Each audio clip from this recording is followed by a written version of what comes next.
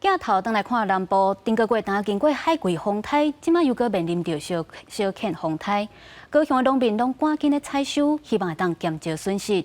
另外，农会嘛已经把部分的菜色冻起来，准备伫咧风台扫过去了后，会当来供应予国军也搁有学校。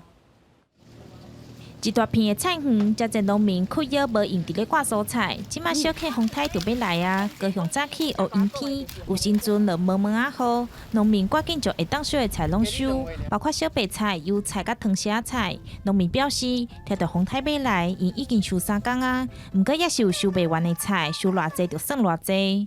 叶菜嘞，你台风来本来就是要抢收啊，不然它经不起风雨吹打。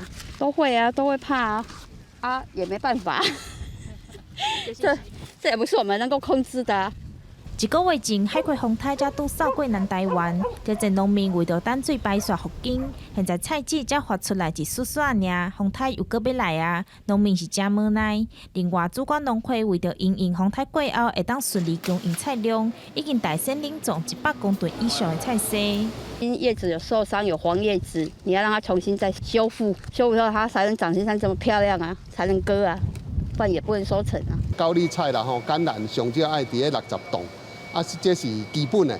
其他像叶菜类、其他的菜种的话，环境加起来都有超过100栋。所以其实这对后边的稳定物价来讲，拢有实际的帮助。即摆小客风台搁拄着海中，烦恼搁有大风大雨。高雄市这个风台，包括抽水站，也搁有163台移动抽水机拢准备好啊。因应愈暗，高雄市的风力可能有8、9级。高雄市政府是宣布暗时6点开始停止上班上课，希望市民赶紧返去厝内底。记者钟义辉、邱昭荣高雄报道。